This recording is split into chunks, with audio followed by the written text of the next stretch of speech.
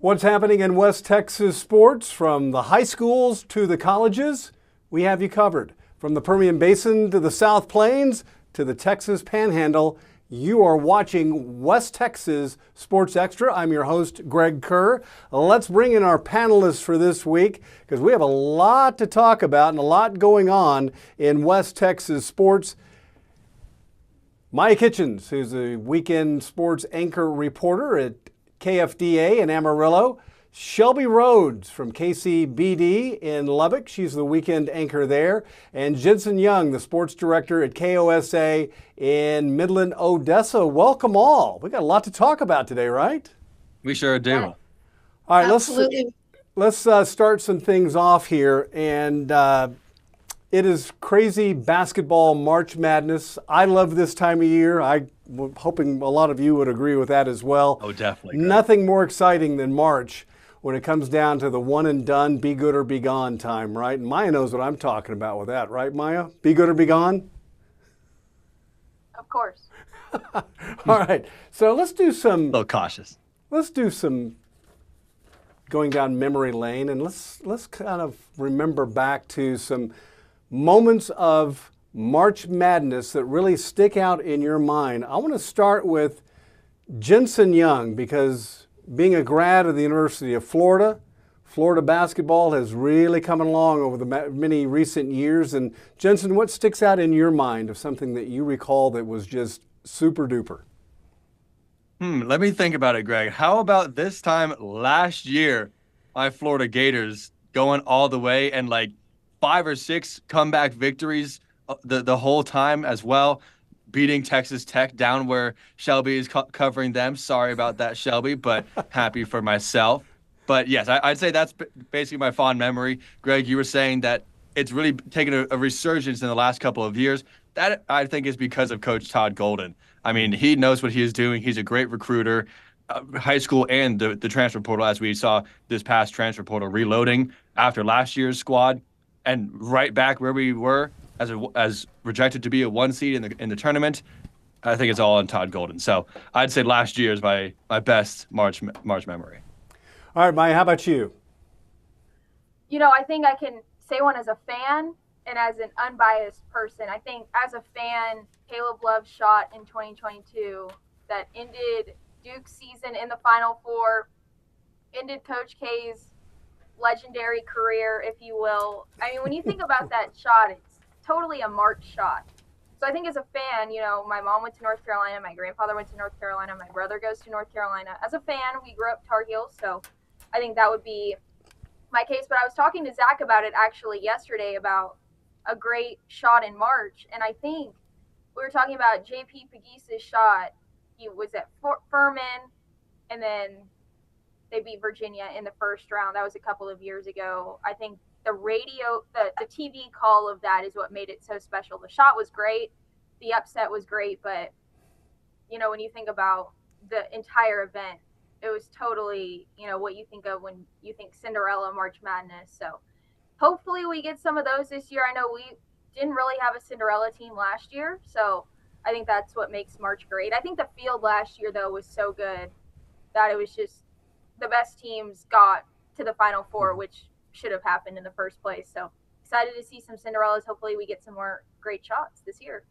Yeah, I agree with you on Maya about the fact of the underdog situation. That's what makes this tournament so amazing, is to see, you know, what is it? One time, 16 has beaten a 1.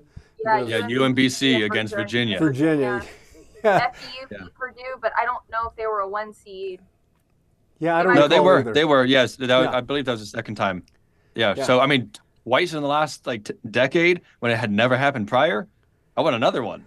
Right. Just like that. Not against my teams, though. Yeah, no, that's true. Yes. Shelby, how about you? What stands out in your mind?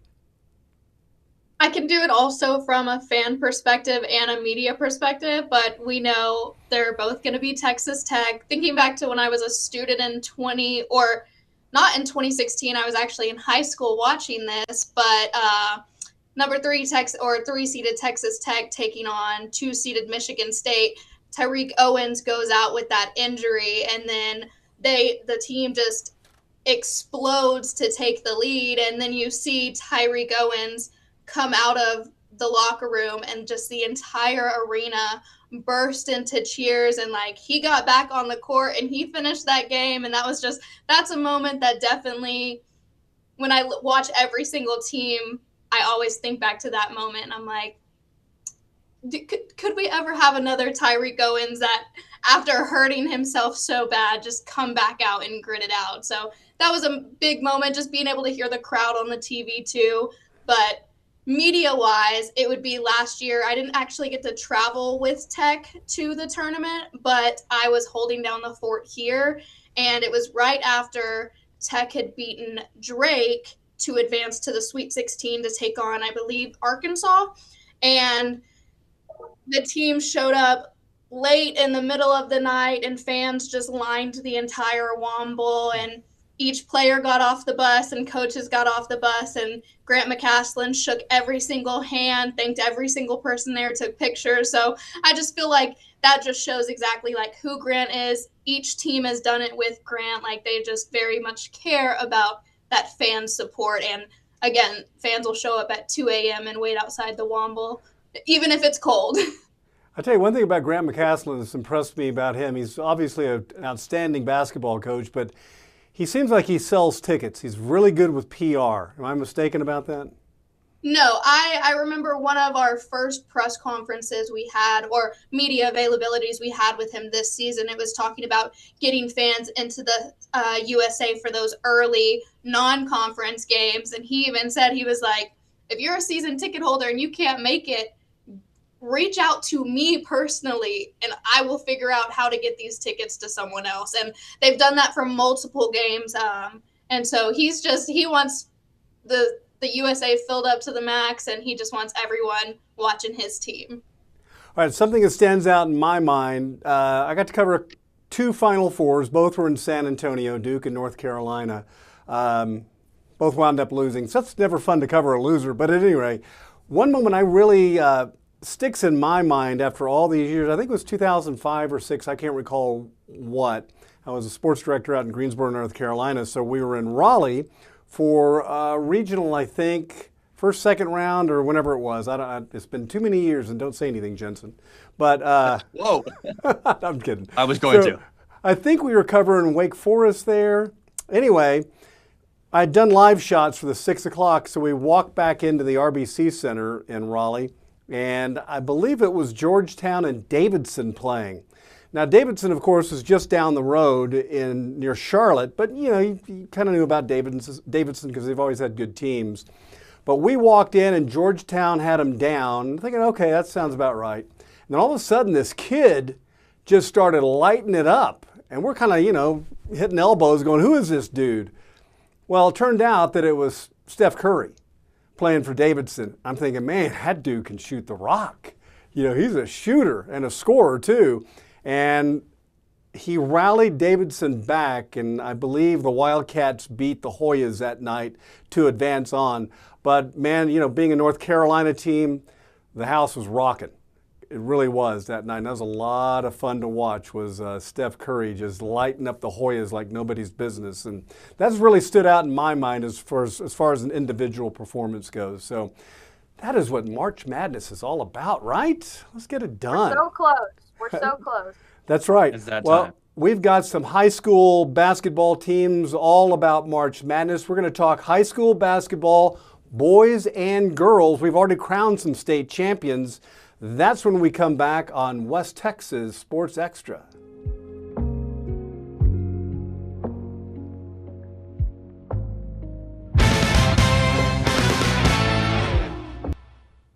We are back with West Texas Sports Extra, joined by Maya Kitchens, Shelby Rhodes, and Jensen Young. And we're going to talk basketball, boys and girls high school basketball. And let's start out with Jensen, kind of give a wrap on the season for your teams down that way in the Permian Basin. Yeah, so all of our high school basketball teams were out this time last week as well. So we've been kind of watching from the sidelines, watching from the bleachers as these teams go and chase their dreams for a state title. I mean, as much as I would want one of one of our teams down here in the Permian Basin to be a part of it. I'm just happy for anyone who's winning the state title. I mean, that's something that we talked about, Greg, last week. That sticks with you. If you're a state champion now, you're a state champion forever. So I'm just happy for everyone who's a part of it. But unfortunately for us here in the Permian Basin, none of our teams are a part of it. So up to you guys up in Amarillo and Lubbock.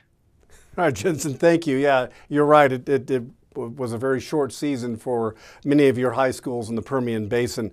All right, Maya, you think about some of the outstanding ball clubs that we have had here in the Panhandle, and 2 women's teams crowned last week as state champions, in Nazareth leading the way with what, number 27? That's incredible. Yeah. Yeah, we talked about it this time last week, and I just feel like when Nazareth gets in this position, it's a done deal.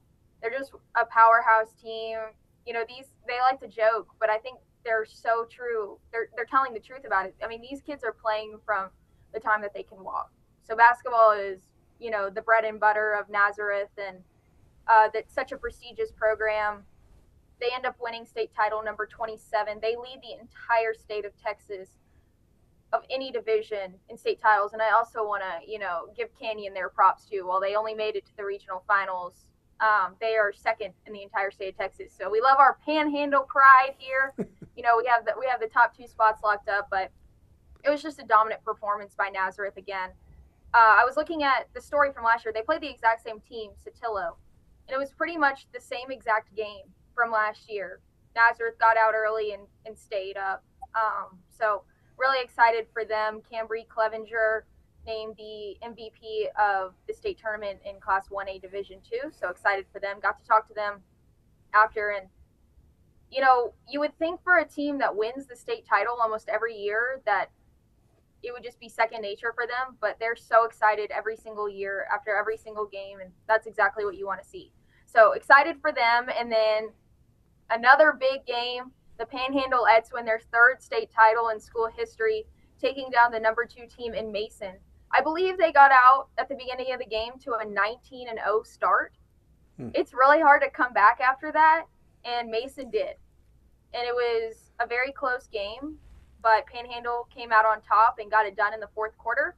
I think they only allowed 5 points in the fourth quarter. I might be mistaken, but their defensive presence was great. Riley Segura ends up winning the 2A Division 1 state MVP title, and we're really excited for Panhandle. So it was a great performance for our girls teams. We went 2 for 2, so really excited about that. And we'll have to see what happens on the boys' side. Zach is currently en route to San Antonio once again. We've got 2 more teams. I don't know, Greg, do you want me to go ahead and talk about that, or are we just going to stick with girls? Well, let's come back in just a moment. Let Shelby discuss girls as well. And Shelby, I know you guys cover Nazareth along the same lines that we do, but wow, just an incredible run by the Swiftettes once again. And you talk about some of these girls may have grandmas who won back in the late 70s when they won their first championship. So it's a family affair in Nazareth, right? Absolutely. And it's amazing just seeing, people who are coaches in the Lubbock area now who are 15 years, 10 years older than these athletes, but they're sharing these posts saying, go get number 27, there's number 27. And even seeing people say and this is considered their down year. It's that's just the history of Nazareth basketball. They're always that's their goal, is the state championship is their goal. That's where they want to be this time every single year. And so, I mean, again, like Maya said, they're the most winningest team in Texas, holding that record. So it's incredible to see. And, I love seeing that from a West Texas Panhandle team, because we do know that sometimes the DFW area or the Houston area can kind of get a little bit more spotlight, but knowing the history of Nazareth and how much they've just dominated, it's incredible to see, because, we do have a couple teams on the boys' side that are building a legacy, but this is a legacy that's been built, it's continued on, and they're just going to keep on rolling. So I know after last year, this was maybe a little bit of a letdown in the South Plains because of Lubbock Monterey's incredible run last year and the talent they had with Chavez. But how about the rest of the girls' situations there? How far did the runs go for the other classifications? We had Shallow Water make it to the state championship game, but they did come up short, but not without an amazing effort, an amazing fight. And, the community of Shallow Water just needs to be lifted up in prayers right now, just arms wrapped around them. Our little West Texas Panhandle, even a little bit further on, our little community kind of got all hit at the same time with different stuff. So, coming off of maybe a state title loss and then into all of the emotions of everything else, there's nothing to hang their head on. Lindley Wright, we've seen this girl compete for multiple years. She's an incredible athlete. So nothing to hang their head up coming up short, especially in the state title game. They're still state runner-ups. Okay, what's the boys' situation in the South Plains? Anybody going to San Antonio for the championship game? Yes, Pete and Andrew are actually leaving to San Antonio today. Monday in the state semifinals, number 9 Valley beat Monday 44-33, and they're going to match up with number 7 Fayetteville in the 1A Division I state championship game. That's Thursday at 11 a.m. So that's 1A D1, and Valley's looking for it's their second straight season going. So kind of like I mentioned with the history of Nazareth, we have Valley building that foundation. And then 1A D2, number 1 Jayton, they're looking for the three-peat, the Jayton Jaybirds. They're in search of their third straight title. This past week, on Monday, they beat number 15 Whit Harrell, who was on an absolute tear in 1A D2. 41-36, so that one will be Thursday at 1 p.m., so just after the 1A D1 game. But we did lose a couple teams. We lost Brownfield. They fell to Dallas Madison on Tuesday, but 7 points, and we know, again, I mentioned kind of the Dallas schools, they get that attention, so number 9, Brownfield, keeping up with the number 1 team in the state, only falling by a handful of points is incredible. And then this afternoon, we lost number 5, Hobbs Eagles. They fell to number 4, La Cueva, 56-43 in the 5A New Mexico State quarterfinals. But kind of going back to the girls real quick, we do have one more girls team remaining. It's our New Mexico girls Hobbs basketball team. They're number 1. They beat number 9 La Cueva 63-55 yesterday. So they will face number 4 Albuquerque High tomorrow in the 5A New Mexico State semifinals. All right, so way to get that in. Had to make sure to get them in. We love our Hobbs Eagles and Lady Eagles. All right, Shelby. Now, Maya, bringing you back in now. We've had a close call with West Plains, had a chance to get into that state championship game. Didn't happen, losing to Dallas Kimball, but we still have a couple of entries that have a chance to get a championship. And how about Panhandle? They can go 2 for 2. Yeah, so I want to start from 1A. I'll start from the bottom up, I guess, classification-wise. So we share Valley with KCBD, so really excited for them. I think Shelby did a great job highlighting that game. Like she said, second straight state title appearance for Valley. I believe it's probably their second state title appearance ever. And then playing Fayetteville, who's never been to the state championship game. So and you we'll think have to see what happens there. Yeah, but Valley's got kids that are 2 brothers that are 6'8", 6'9"? Canyon Taylor and Corbin Taylor. Yeah. On Max Preps, one is listed at 6'10", the other is 6'8". I was talking to Zach yesterday. He said they're pretty much the same height now. They're probably both around 6'10". Canyon's the older one. He's a senior, and his brother Corbin is a sophomore. So they have – wow. I was looking over the highlights yesterday that we have in our database, and, I mean, they're like dunking every single game. So and that's exactly what they should be doing when you're 6'8" or 6'10" in high school. So excited for them. I'm glad that they got back. Got to talk to them yesterday on Sports Drive about what this means to them. So really excited about that. And then Panhandle, is back in the state championship game. They have had an incredible run. I want to go back to their game against, unfortunately for KCBD, one of their teams in New Home, the double overtime win for Panhandle. Landon Andrews hits, almost a logo 3 at the end of the first overtime to send it to double overtime. How can you lose when you do that? So they ended up winning that game and haven't, missed a beat since. They absolutely, and, hopefully it's okay for me to say, they whooped the team that they played yesterday. They won by 26 points. So against Waco Meyer, who is the number, I believe they were the number 16. Well, actually, I'm not sure about the ranking, but I know that they were the defending state champion. So shout out Panhandle. They took care of business, and they are right back, or they're back to they're in the state championship game for the first time ever. So what Josh Strickland has been able to do is incredible. We're really, really excited for them.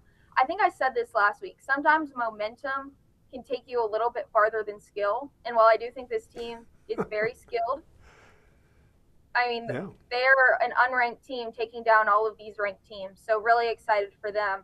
We had 4 teams going into the state semifinals, though. Unfortunately for Groover, they pick up their one and only loss of the season against Lipan, who also beat the Groover girls. The Lipan girls beat the Groover girls, ended up winning the state title game. So unfortunate for Groover, they just could not. They got down, got it back within 2, and then I think Lipan went on like a 10-0 run in the span of a minute and a half. So we're sad for them. And then West Plains facing a very tough Kimball team, who I also believe is the reigning state champion. They just got down really early and just couldn't come back. So we're 2 out of 4, and we're hoping 2 of 2 again this week. Like I said, Zach will be down there. So make sure you tune in for that. Valley and Panhandle will both play on Thursday, just like the KCBD teams will also be. So Thursday, tomorrow, is going to be very packed. All right, nice. And if Amarillo wasn't so far away from San Antonio, I would make the trek down to the Alamo City myself, because my high school, Dallas Carter, Go Cowboys, are playing in a state championship game as well, 4A Division II. And our rivals in the part of Dallas I grew up in Oak Cliff, Dallas Kimball, playing in Division I. So we might have 2 state champs coming from the Oak Cliff area in Dallas, but I'm pulling for those Carter Cowboys, because I played basketball in high school, so I'm a Carter Cowboy alum basketball player, and I hope they can pull it out. It'll be exciting, kind of exciting. Good stuff. All right, guys. I agree with what Vincent said. Even if our teams aren't in, it's such a special thing to win a state title, especially in the state. There's so many teams, especially when you're thinking about the distances, especially that our teams are traveling, it's exciting for the kids to win state titles, and it's a memory for sure. And it's great for us to watch. There's a lot of emotion. So excited that, our, people from KCBD, people from KFDA can get out there and watch our teams play. All right. Absolutely. Okay. We're going to take a quick time out, everybody. Oh, Shelby, you want to say something? Yeah, I just kind of wanted to echo what you were saying, mentioning your high school, Dallas Carter. If I could be headed down to San Antonio as well with Pete and them, but, we need a body in the studio. Right. If I could head down there, my high school, 6A Division 1 or 2. Yeah, 6A Division 2, Little Elm, they're playing for their first ever state title. And I mean, when I was there, we were 4A and we could never get past that regional semifinal. So now being in 6A, where you go against, that's friendships territory. So just really cool to see that as well. Okay, Shelby, when I was younger, when I was in high school, Little Elm was like a field. So... Yep, my parents said when they moved there, it was a water tower and a tiny little wooden post office. Yeah, that's exactly right. Yeah, it was a field. Never even heard of Little Elm until the last 20 years or so, when everything blew up around Dallas. Okay, we're going to take a quick time out. We're going to talk college men's basketball when we come back. So stay with us on West Texas Sports Extra.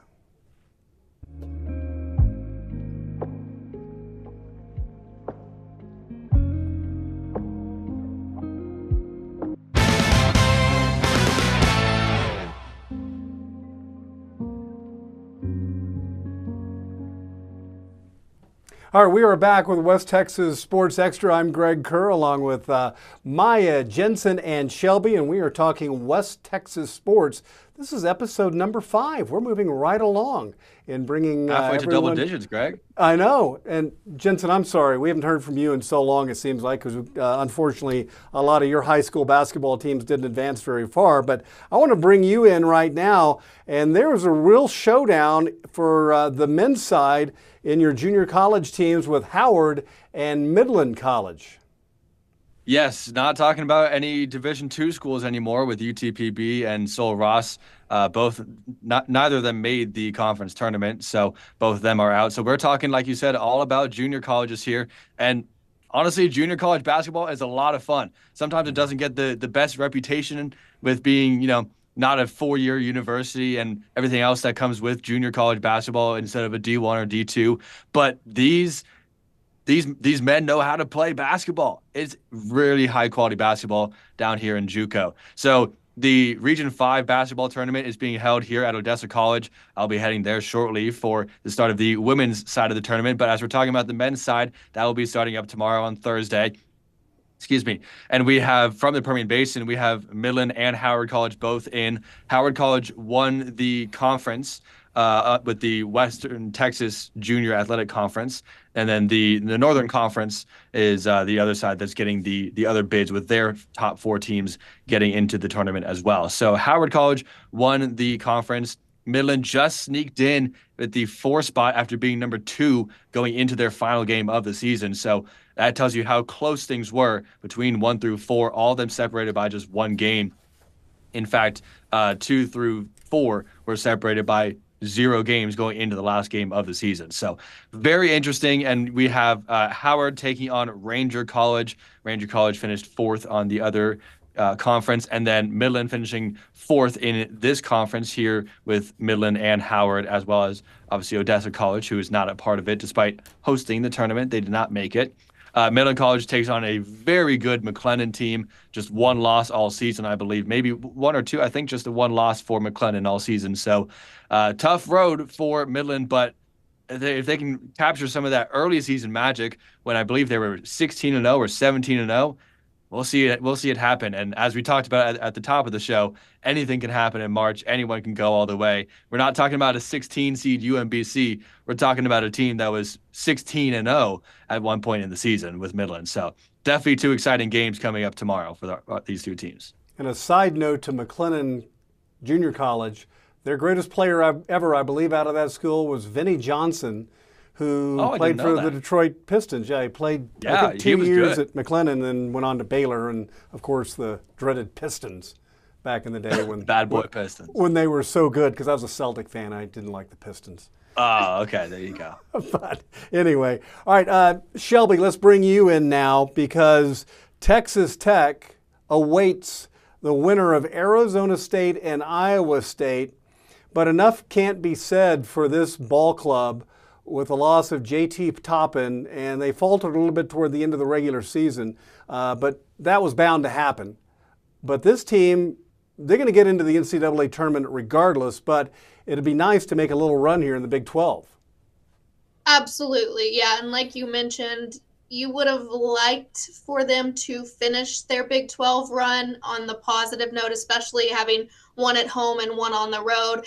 They dropped to both TCU at home and at BYU, but I mean, they were kind of 2 of the same games where they just controlled that first half, and then that second half just kind of let it get away from them.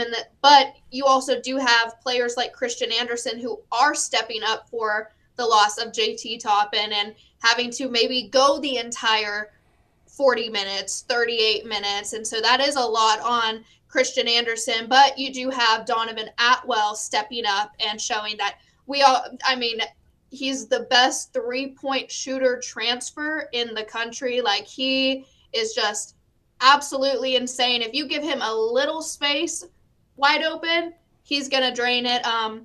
So yeah, the Red Raiders, they finished their regular season 22-9, 12-6 in Big 12 play. They dropped down 6 spots in the AP poll because of those 2 Big 12 losses. They dropped from 10 to 16. And like you mentioned, they will face the winner of 12-seeded Arizona State, 5-seeded Iowa State. That one started at, I believe it was 11:30 this afternoon. And so we officially know the Red Raiders will meet up with the 5-seeded Iowa State Cyclones. They won 91-42 over Arizona State, and to the point where Wow. I want to say it correctly, Arizona State ended the first half with only 16 points compared to Iowa State's 45. Iowa State then goes and scores 46 in the second half compared to Arizona State did get a little bit of a rhythm, but 26 points when you already dropped 45 and 46. There's really no climbing out of that hole. So Shelby, hold on just 1 second. Shelby, hold it. Let's all do a little mourning for Zach, who's on the road down in San Antonio, because of course he's an Arizona State grad. And oh my gosh, we hear about Sun Devil mania ad nauseum. But to score, how many did they score tonight? 40? 90 something to 40? Okay. Well, I checked my phone at half before I came into work. And I saw the score and I was like, yeah. Shelby, I was like, it to, hasn't updated. Okay, sorry to interrupt you, but I thought we should remember Zach on this day with his Sun Devils really stinking up the gym, if you will. Continue on, please. Yeah, I mean, again, halftime, 16 points. I had to look and be like, maybe they just haven't put all the stats in. So Arizona State, they struggled, and so Texas Tech will meet 5-seeded Iowa State. That one's tomorrow at 11:30 in the afternoon. We have KCBD Sports' Justin Margolis. He is out in Kansas City right now. He was out for that game, saw everything that's happened, so he's going to give us some live hits tonight, kind of let everyone in Lubbock know who Texas Tech is facing, kind of what Iowa State did in that matchup. But talking about some of these guys real quick, Anderson was named the Big 12 Most Improved Player, and he was named to the All Big 12 First Team. JT Toppin, All Big 12 First Team, which to me, that really, of course, we've seen what he's done all season, and he didn't miss majority of the season, but for him to even be out for as long as he has been and still have the accolades to be put on that list, to me, that says a lot about him, because we do know how competitive the Big 12 is and how much talent there is across the board. And then Donovan Atwell, like I mentioned, just a sharpshooter from the three. He was given all Big 12 honors, and he was named to the all newcomer team. So, those three, they've done a lot for us. Of course, we would hope that we could still have JT Toppin, but his focus is just now getting better, getting right, and seeing what we can do with him in the future. But, these guys have really stepped up, from Luke Bangboye, Christian Anderson, even kind of our bench guys with Jack Francis and a couple of them just stepping up. Okay, and it was a couple of weeks ago that Texas Tech went to Ames and beat Iowa State. So tough to beat a great team like that 2 times in a row, but you never know. Maya, Lone Star Conference, one and done for West Texas A&M. We kind of expected that. They've had some issues this year with consistency, but Eastern New Mexico, the Greyhounds looking good right now. Yeah, just to kind of touch on the Buffs really quick. Unfortunately for them, and kind of for us, you don't really want to see the two teams in your viewing area play each other in the first round. On the one side, it's you're going to have a team going to the next round, but I knew if WT didn't win that game that they wouldn't be in, and that's exactly what happened. I think they snapped a 10-season streak of making it to the regional tournament. So really unfortunate for them. We hope to see them back in action next year, and sometimes things just don't click, and that's exactly what Coach said on Monday in our press conference, which is we just had trouble finishing games this year. So got to be able to finish those games, and then I think you get your spot in the regional. But for EMU, man, what a year it has been for them. And excited to see their success. They were the 2 seed going into the LSC tournament. I'm going to refer to my notes right here. There's a million teams, so trying to make sure I get everything straight. Taking down WT, of course, Lubbock Christian in the second round. And I want to say, Tanaya, you're in here, right? Did Cooper Jackson have 40? Yeah. 35. That's a career high. 35 points against Lubbock Christian, so a great performance for him that propelled the the Greyhounds further. And then they make it to the Lone Star Conference Tournament Championship game against the number 1 seeded Dallas Baptist team. And man, it was a great game. I'm watching the end, and DBU wins off of a buzzer beater 3 to end, or it ended up being a 2, but it didn't matter. The game was tied. They had 5 seconds to go the length of the court, and they made the shot. So a heartbreaker for ENMU. They still are the 2nd seed in the South Central Regional. So really excited for them. They're going to be going up against St. Mary's on Saturday at 1:30 Mountain Time, 2:30 Central Time. So we'll be keeping our eye out for them. But a great season for them. After last year, just wasn't maybe the season that they had hoped for, but they have been. I mean, they're 26-5 right now. So you can't really say more than that. And go ahead, Shelby. I just wanted to add, going back to that Lubbock Christian Eastern New Mexico game, Lubbock Christian had just come off a 2-point win over St. Edwards after being down 15. And that's kind of a gritty game. And then they go against the 2 seed Eastern in the semis and 100-1 or 101-85. But we've seen Eastern. I've seen Eastern do that here too. Just they're electric, and it's the perfect time to be electric. I think their size as well is, they have got really shifty guards, and I think Jose Murillo under the basket is a cheat code for them. And this is pretty much the same team from last year. I think minus maybe 1 or 2 guys, but they've taken advantage of that 100%. And if I can, this is out of all of the D2 athletes in our viewing area, 21 of them won, postseason accolades from the Lone Star Conference across the men and the women's side. So you're just seeing a lot of production on both sides. And so I think, excited to see them be successful this year. Well, it didn't help West Texas A&M either. They lost all 3 games this year to Eastern New Mexico. So that was another problem for the Buffs. We're not done talking about basketball. We'll talk about the women's side when we come back. West Texas Sports Extra after the break.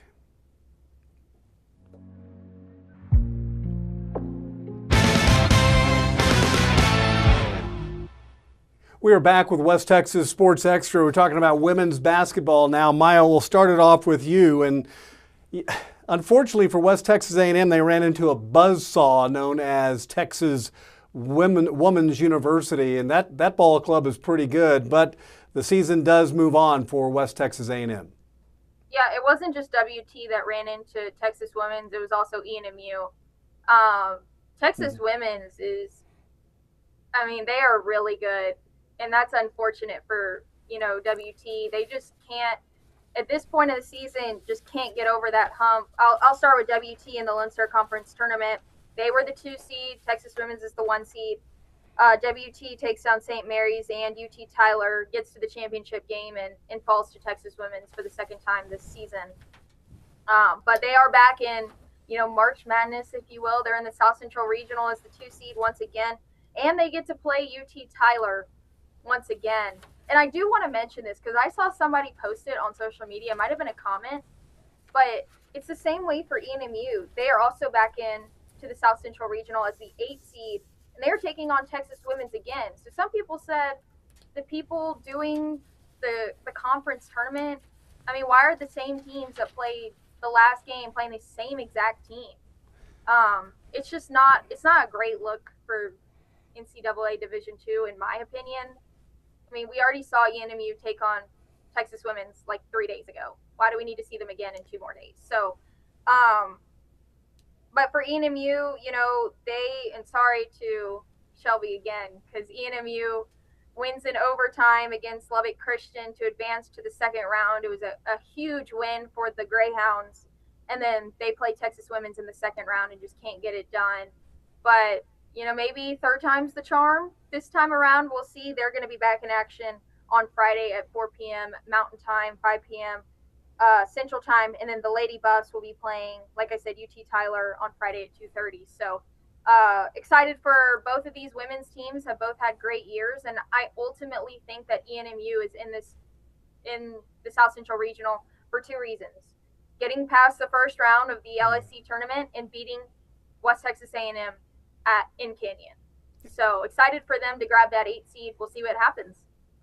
Yeah, I agree with you on that one, Maya, too, is the fact I don't think two conference teams should play each other again in a regional, but we can move on from that. But I totally agree with you on that. Jensen. Especially when there's other teams from other conferences in the South Central Regional. Yes. There's teams from the RMAC in.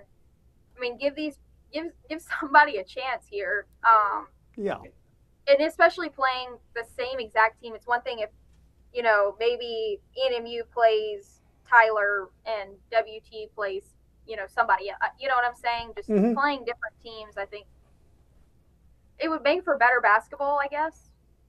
Well, certainly. I kind of have to. Sorry. No, I was Shelby, just going to echo that because, LCU, they are in that South Central Regional, but they're kind of on the flip side of they do get opponents outside of who they usually play, Lone Star Conference opponents. The Shaps, they have Black Hills State. It's like that's a new team for them. But I do know in the previous years, sometimes they'll get that draw where they get someone that they've seen almost, it could be 3 times at that point. So I agree with what you're saying, that I think there should be a little separation, and just because there's no reason we should see a Lone Star Conference team battle it out 3 times in 1 year. Or even 4, it depends if they play together in the tournament exactly. or not. So. I mean, there's a chance for, if WT and Texas Women's make it out, they're playing in, for a spot in the Elite 8. It's just, or in the Elite 8. So, I mean, we saw that twice already. It's just unnecessary, but I could go on about that, but All right, Jensen, let's bring you in. UTPB ran into Texas Women's University as well, and that ended the season for your team down there. Yes, Maya, your two teams would not have seen Texas Women's if UTPB would have gotten it done and gotten revenge for last year. But it's back-to-back seasons of the UTPB Lady Falcons meeting Texas Women's University in the first round of the tournament, and it's back-to-back seasons of a 15-plus point loss. Last year was 18 points. This year was 15 points for the loss. So, I mean, it's a great season nonetheless. I mean, for UTPB to make the conference tournament is a great year for the program, because it was not a program that was consistently making the conference tournament by any stretch. And then now it's 3 years straight under Coach Ray Booth. So Coach Ray Booth really has her team rocking right now, and they are figuring it out, especially after at the beginning of this season. We were talking about how new this team was and how much there was to learn about this team, not only from an outsider's perspective, but from the inside, learning about each other, because there was one senior on the roster, Kennedy Rising, just one senior. Congratulations to her on a great career and a great year here with UTPB, and being the lone senior. She was honored on senior day and got a bunch of recognition with that. But also she got all conference third team, by the way. So congratulations to Kennedy on that. But I mean, it's such a new team this year, and should really help going into next season, that you're hoping to have a lot more stick around than the 1 or 2 that stuck around from the previous year, because it was such a senior heavy class, or a senior heavy team this time last year. So there was just so much to learn. But UTPB is definitely on the up and up with Coach Ray Booth, and I don't know where her plans are at or anything, but she seems to be loving it here in Odessa with UTPB. So hopefully the success continues. As we talk about some junior college, similar to what we were talking about with the men's side of things, Howard College is in the Region 5 basketball tournament starting today here in Odessa. Odessa College, same thing as the men's side, not a part of the tournament. So they are hosting it, but neither team is in it. Midland is in it on the men's side, not in it on the women's side. The Lady Shaps finished 5th in the conference. Odessa College Lady Wranglers finished 6th in conference. You need to be top 4 to get in. So unfortunately, not having too many of our Permian Basin teams, but Howard College making it on both sides. We were talking about McLennan being the opponent for Midland in this first round. McLennan is the opponent for Howard College in this first round on the women's side of things. So getting out to that one on this Wednesday, and then getting out to another McLennan game against Midland for the men's side of things tomorrow. But full focus on junior college basketball postseason play. So hopefully we get some teams doing well and going into the national tournament, because I think we definitely do, especially on the men's side with Howard College winning the conference. All right, let's talk baseball and softball when we come back. On deck, Jensen, we'll hit you first after we take a quick break. West Texas Sports Extra.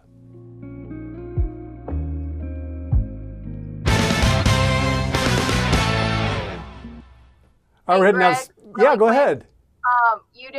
Shelby didn't talk about Texas Tech women's. Oh, okay. You're right. We didn't. I skipped over you. No. So let's go ahead and do that now. Since we're just coming back from a break, we will talk baseball and softball in a moment. Shelby, sorry I completely didn't get back to Texas Tech. I skipped my own notes. All right, how about those Red Raiders? It is A-okay. Before I start with them, I do want to just go to the LCU Lady Shop, since I did get to mention the men a little bit. As we heard, the Lady Shops were the 4 seed in the Lone Star Conference tournament, and they fell to the 5-seeded Eastern New Mexico, 62-59 in overtime. But we've seen in the regular season,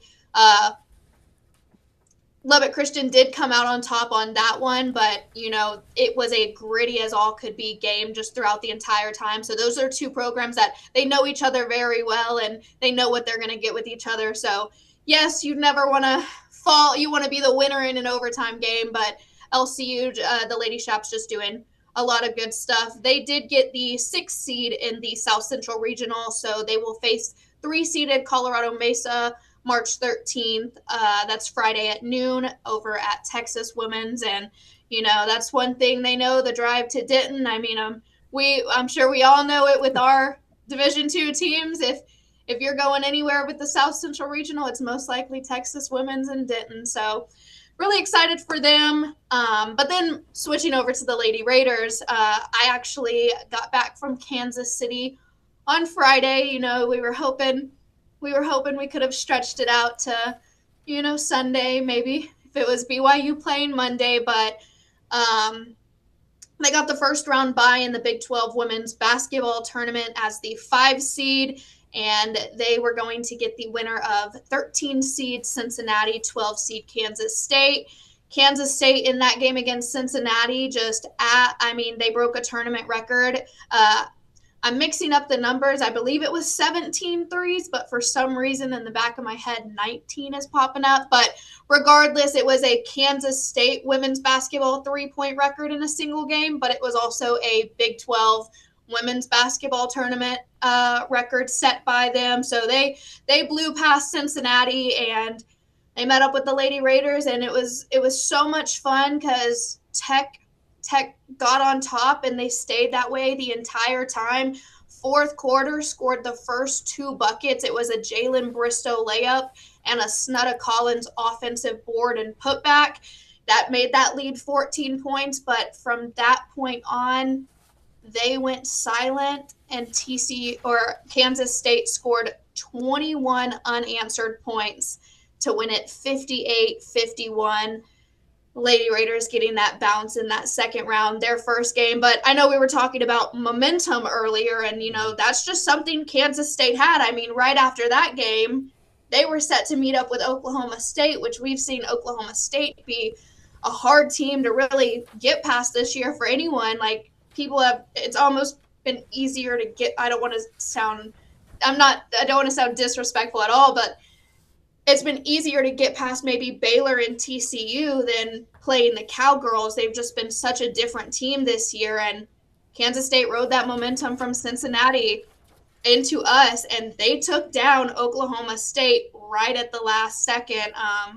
So it was really good. Obviously, we wish the Lady Raiders would have. They were searching for a Big 12 championship. That's what they had their goals on, and they really thought it was attainable. And Krista Gerlich was just named the Big 12 Coach of the Year on the women's side. So you just kind of had all that momentum. But when you're running into a team that's red hot and you haven't played, and maybe the glass floor comes into it a little bit, I'm not sure, but Right. I can't really say anything about the 21-0 run. So now they're just awaiting selection show Sunday. It'll be this Sunday, but they are confident they've done enough to hear their name called. And I mean, they have wins over both Baylor and TCU, and even some SEC teams in the earlier part of the season. So, we're excited to hear their name called, and we're ready to see them go to work. They understand it's a one and done mentality, and so they gotta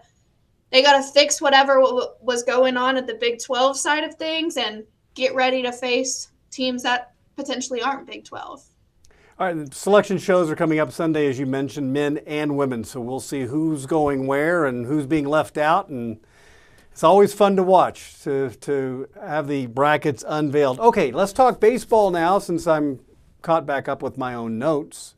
Hey, things happen, all right? We're on the fly here on West Texas Sports Extra. Jensen, Midland Junior College, out fast so far this year. Yeah, and a good rebound from like we were talking about last week, Greg. Your former school, Weatherford College, Right. breaking up that undefeated season with 2 wins actually against Midland, so to break up that undefeated season. Excuse me. But a good rebound this past 4-game stretch over the course of Friday and Saturday against Frank Phillips College, and to also start off the conference play. So that's the right way to start off conference play, with 4 straight wins, including 2 of them in just the 5 innings run rule, and then also to rebound from losing back-to-back when you were undefeated. That's about as good as you can possibly hope without shutting out a team in one of those games. But there was one game where it was 11-1, and there was another game where they only allowed 2 runs. This is the Midland pitching allowing just 1 run in that 11-1 game. So, not the shutout that looks good on the stat sheet, but 1 run, you're going to win a lot of games when you only allow 1. And so Midland College right back on the horse, and a good start to conference schedule. And that's, like I said, that's where you want to be. As far as UT Permian Basin baseball, last week we talked about them getting shut out or getting swept for the first time in the season. They rebound by getting their first series split of the season. So 2 games and 2 games. And finally, the first time that someone else other than Damian Robles hopped on the mound and led the team to a win. We were talking about every win this season up to this previous series. If UTPB won, Damian Robles was the starting pitcher. They finally got someone else to do it. So, well, and by the way, the other of the wins, guess who was on the mound, Greg? Robles. Damian Robles. Better believe it. Better believe it. There's a couple of guarantees in life: death, taxes, and Damian Robles leading the UT Permian Basin Falcons to a win. So hopefully he continues on, because I want to cover more wins this season. It's a lot of fun to cover wins. I'll take Damon over death and taxes all day. So hey, I'm all for it. You know what? That's a bold bet, Greg. But you know what? Someone's got to make it. Someone's got to make it. That's exactly right. I Shelby. do want to talk a little bit about some of our high school teams as we get towards our district schedules. We are just about there, and we have some really, really impressive teams. We have a few teams with just 1 loss going into the district schedule, namely the Compass Cougar baseball team and the Coahoma Bulldogette softball team. Coahoma is one of those teams that, like we were talking about with Nazareth earlier, with the girls basketball championships, you enter a season and you expect them to be there. So Coahoma, just a 1 loss. They went the previous 2 seasons without a single loss. So I guess it's already below what it's been the last 2 years. But you don't have Hannah Wells, who is now with the Texas Longhorns, tearing it up in college already. She was tearing it up even more so in high school, but she's continuing on with the Texas Longhorns. But Coahoma, 1 loss going into district schedule in a couple of days' time. Compass baseball with just 1 loss going into that. And then a couple of notable, really impressive performances from a couple of our teams. Last night, the Midland Legacy Rebels hosted the Greenwood Rangers, so 2 teams from our Midland area right here. And Legacy won that game 24-11. So they know how to put up runs. like it's nobody's business. So Legacy is going to be one to watch out for. As we talk about a little bit of private schools, Midland Christian in their last game. Let me pull that one back up just so I don't have that incorrect. Yes, their last game against Sonora for the baseball team, 25-0. Ooh. You don't see that. No, I mean, you don't win 25-0 without being a good team. So I don't care what the record says. I don't care what's been happening over the last couple of weeks. If you win 25-0, you can win a lot of games. So definitely watch out for Midland Christian baseball as well. All right, and Shelby, Texas Tech baseball starting to rack up a few wins, and the women's softball team, wow, they've won 14 straight, and what are they, 25-1? Of course, yeah, baseball's finally seeming to find their stride. It was kind of scary, maybe to the social media fans once, we know those people, but dropping their early games and just thinking, oh, we're in for another year like last year. But they look for sure looking at Cal when they played CSU Bakersfield, they did pull out 2 of the 3. They could not get over that third game, that series finale, and they dropped that one 15-8, but they then turned around and hosted Penn State for 3 games last weekend, and that's the one where we saw that one ended in 2 of those games, I believe, ended in 7 innings. Texas Tech took the first one 15-7, took the second one 21-6, the third one 14-4. So that's where we were seeing more of the bats turn on, and that's something that fans were really liking to see. But also, even though, yes, 7, 6, and 4, maybe not 4, but 7 and 6 runs, like in a normal game where you're not putting up 15 and 21 runs, you'd want to limit those a little bit more. But when you have 21 runs, you can allow that a little bit more. So I think people are definitely still a little cautious with the pitching, but that's something that they made, the Tech coaching staff made sure to make a point of, hey, at the end of last season, that's what we're going to go in and fix and work on. And, they took on number 24 UTSA. They're in a 2-game midweek series with them. Their first one was last night. They were having to come from behind. UTSA got on top of them early, but battling back, yes, they dropped it, but they dropped it in comeback fashion 9-8. So they were right there. Right there against the number 24 team when you're coming off a season like last year, and we know what Texas Tech baseball can be. It's definitely, you're seeing it trend in the right direction. They close out this series against them tonight at 6:30 before opening up Big 12 play, hosting Kansas for 3 games Friday through Sunday. So obviously you always want to open up Big 12 play on the positive side of things. So that's where we'll really see how they'll kind of fare when it comes to what they can be in the Big 12. Now on the women's side, softball, they are 25-1 overall, 3-0 in Big 12 play, coming off a sweep over Houston, just absolutely raking it. We've seen them break home run single game records with, I believe it was the last one with the record is now 8.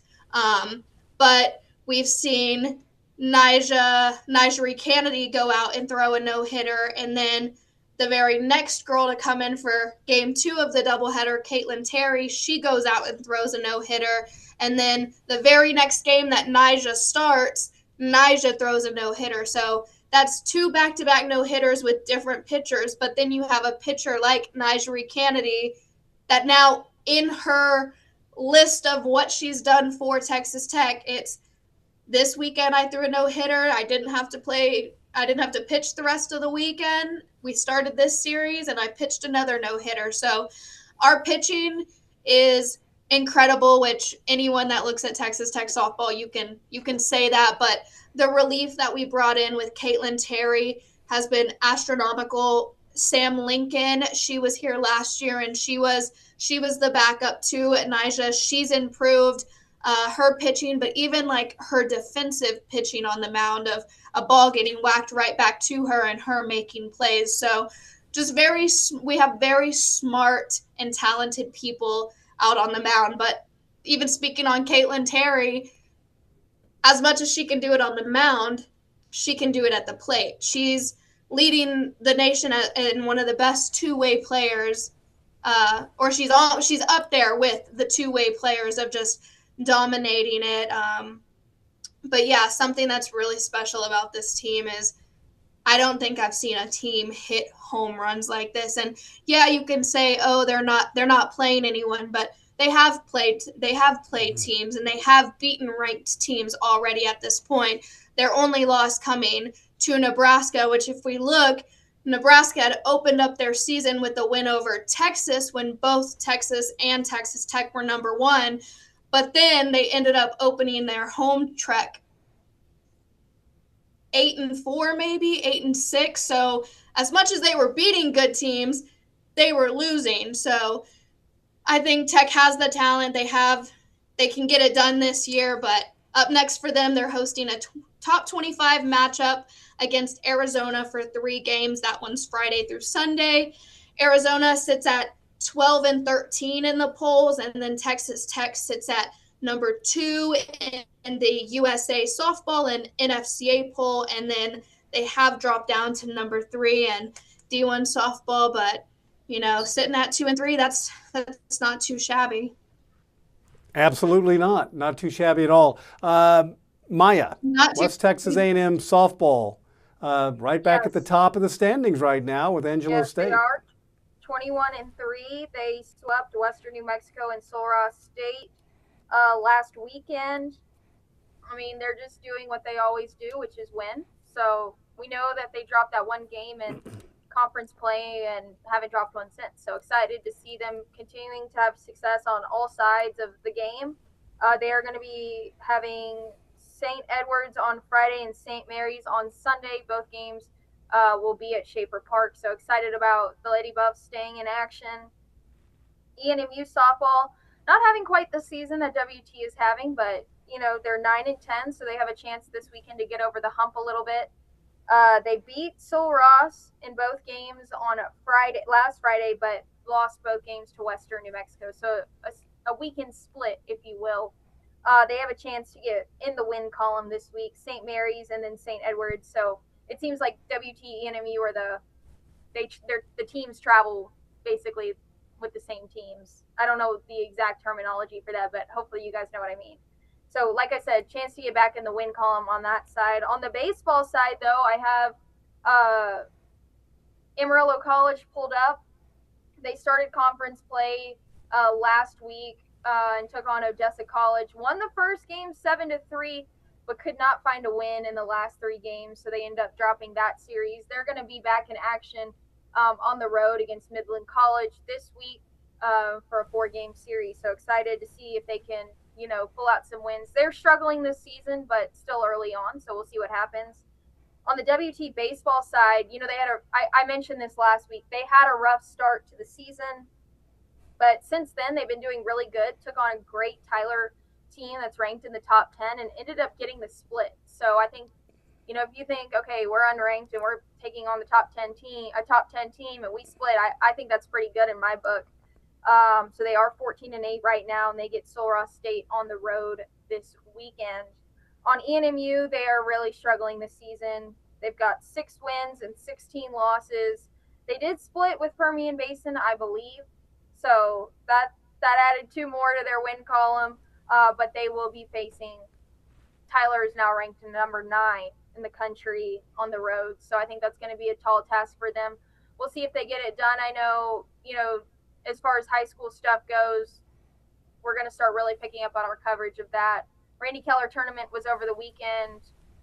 A million different teams competed in that. So you can see all the results on our website, newschannel10.com. But excited to see all the action of that and the teams, getting to district play very soon. I know that there was a viral clip of a Canyon baseball player hitting a home run, and the opposing, I don't know if y'all saw this, but the opposing team, the outfielder ran into the wall. Ow. And made a dent in the wall. Oh. That was hilarious as a viewer to see. Yeah. I hope he's okay, but Not so much for the outfielder. no, it was I saw it on TikTok at one point, and I saw the kid who hit the home run, and I actually saw him hit a home run over the weekend. Carson Allen, he's a senior. He's already committed to play at the next level, but he had commented on the outfielder's post saying, "I'm sorry, I didn't mean to make you look like that." So we're excited to continue seeing high school baseball and softball. Had a lot of success last season, so hoping for all of our high school softball, baseball teams, and of course these 5 baseball, softball teams in the collegiate area to do very well this year. Okay, when we come back, our West Texas Sports Extra Points. Stick around.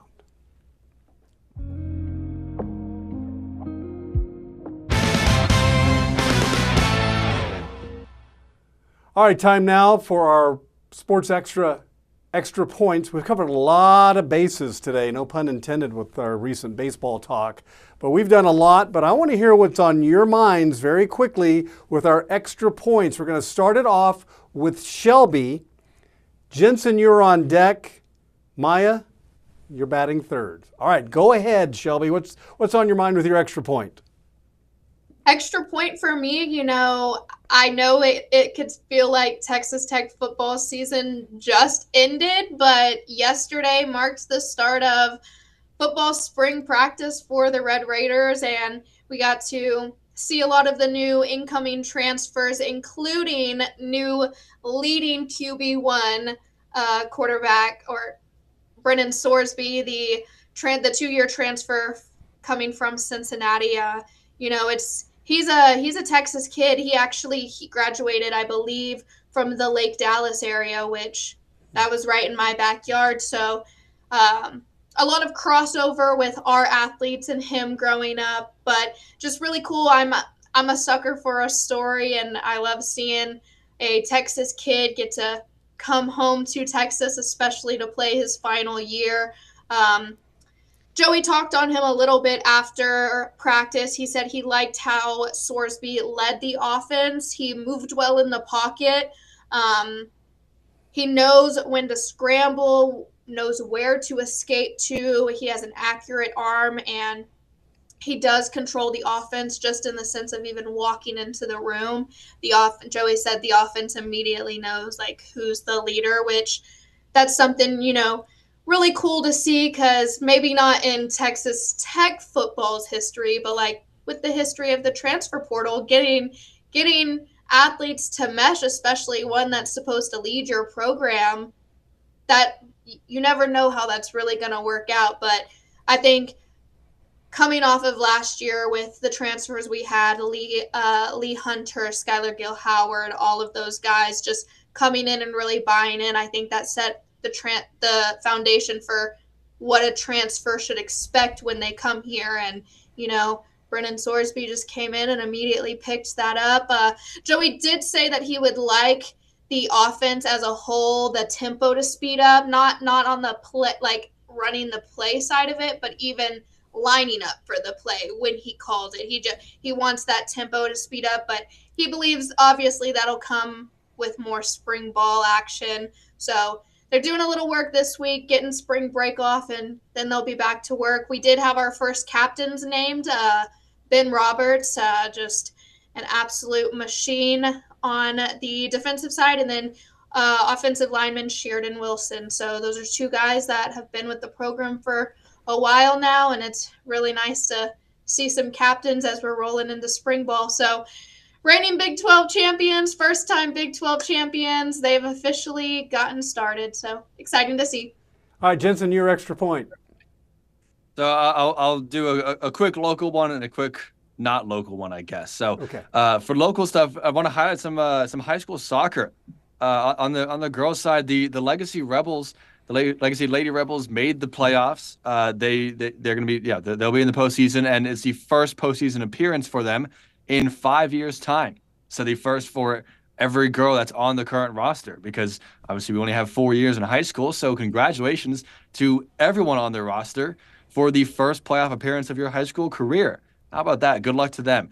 Also for some soccer, for Greenwood, Greenwood will be in the postseason. They've had an incredible season. Actually, they did not lose in the district schedule. A couple of draws, but not a single true loss for the Rangerettes. But in the last game, or in the most recent game against Big Spring, Greenwood's Emily Jones set a new school record, 6 goals in one game.